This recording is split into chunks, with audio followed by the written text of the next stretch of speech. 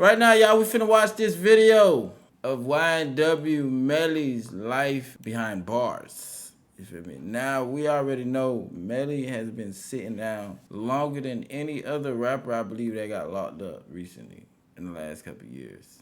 You feel me? He's been in that bitch for a minute. I guess watching this video give us a little inside scoop on how life behind bars is going for him, how it was before he got locked up, and you know how it's currently going right now. Cause he's in the middle of trial, I believe, or something like that. You feel me? He could be sentenced soon. He could be coming home soon. You know. So let me know how y'all feel in the comments. Free Melly.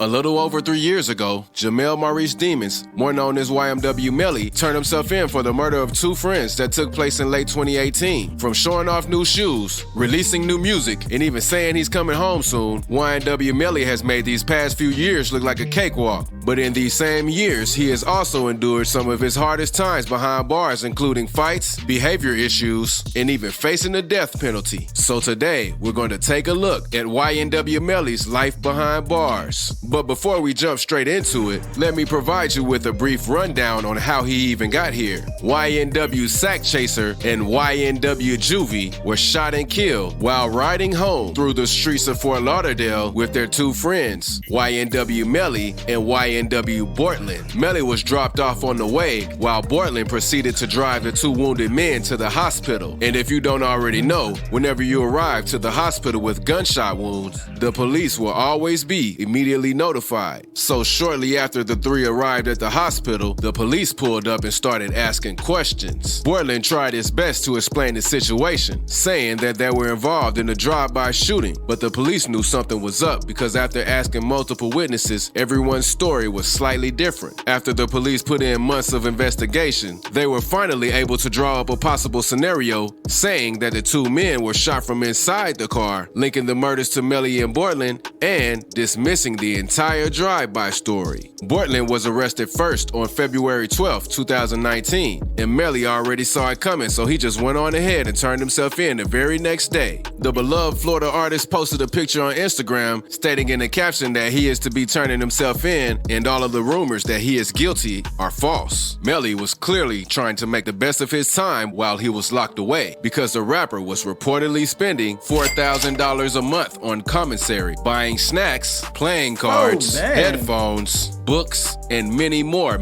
Melly, what the hell was you buying, nigga? Was you feeding the whole dorm? 4 bands a month, bro. I'm pretty sure they do canteen 1 time a week. So my nigga, every week you're spending $1,000 on canteen, bro. And you're eating everything, bro. This nigga is buying food for everybody. Miscellaneous items like reading glasses, ibuprofen, and I miss you cards to send to his family back home. My boy Melly was going crazy in the chain gang. And despite most of the other inmates in jail having a low commissary average, Melly seems to max out his spending limit every week. Melly was even seen on Instagram smiling and holding up a pair of $1,000. I was getting stuck. Yeah, this nigga Melly is most certainly feeding everybody in the dorm. Ain't no way in hell one person is eating $4,000 worth of shit a month. Nigga, Melly would be extremely overweight, bro. This nigga gotta be paying for some booty from the CO or something.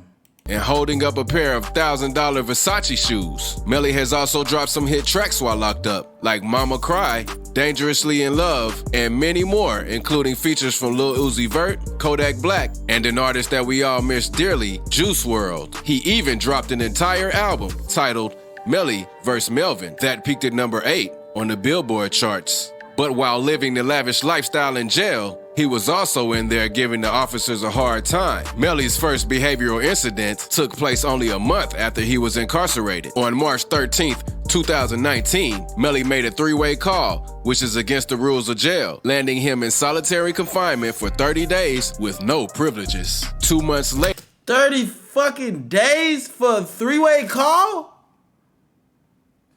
Oh, you gotta be shitting me, bro. What the hell, 30 days?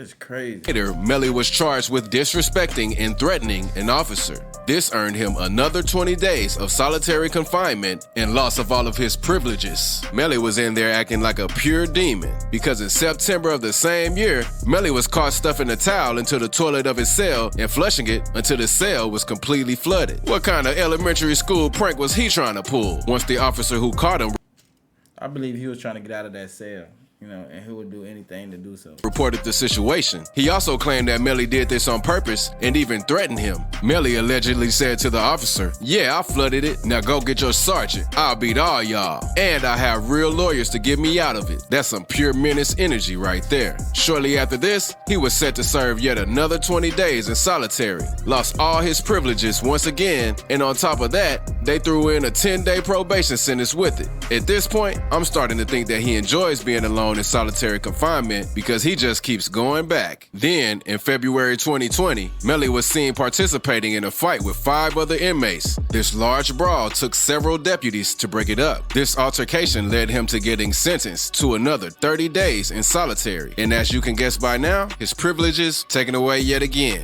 In his first year of jail, Melly has already spent a total of 70 days in solitary confinement. That's insane. But those are just a few of his behavioral issues.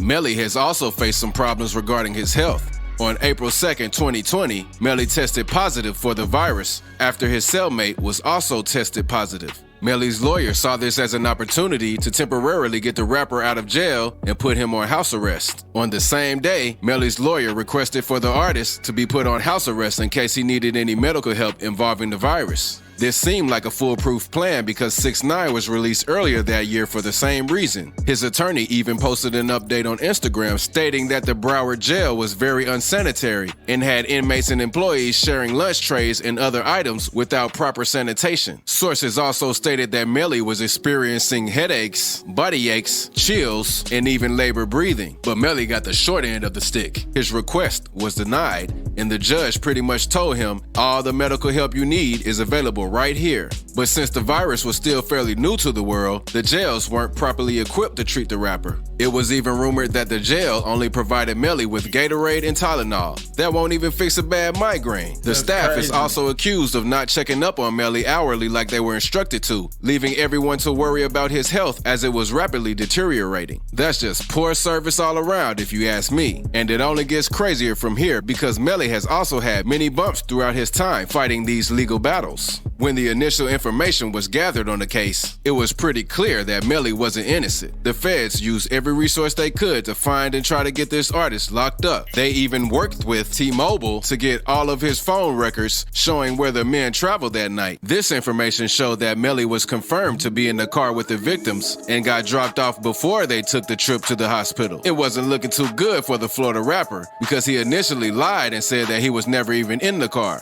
The feds also took a deep look into Melly's social media, linking one of his posts of him saying how he needs to stay loyal to Bortland to the murder. This made sense because they previously accused Bortland of working with Melly and covering the entire situation up. It's crazy how these smartphones can get you caught up so easily. A year after his arrest, the prosecutors sat back and took a really good look at this case. And since it was such a heinous crime, they gave Melly 2 options. He could go to trial and possibly receive the death penalty, or he could skip trial and just get an instant 30 to 40 years in prison. They even tried making the case stronger by saying he's a gang member by using his face tattoos and videos of him stacking hand symbols as proof.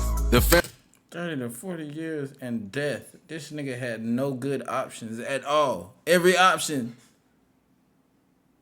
equal death. What the hell? Families of the 2 victims are more interested in pushing the death penalty, which I can completely understand. This left Melly in a sticky situation, but he didn't fold. I believe the rapper has a really good feeling that he will get off as innocent. And even though the feds had all those scenarios drawn up linking Melly to the murder, they still lacked enough evidence to convict him. So they laid low for a while, continuing to hold Melly without bond while they gathered more information and drew up more possible scenarios. It was until February of this year, 2 years later, when the feds came out with 66, yes, you heard that right, 66 pages of DNA evidence a month before the trial was set to begin. I'm not gonna lie, 66 pages is crazy. Melly might be toasting this one. And as DJ Academics called it, the trial was postponed due to the last minute evidence drop. All I'm saying is that They're providing this less than a month out before trial.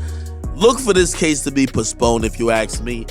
Most definitely. And that shit, they wouldn't be able to use that shit at all.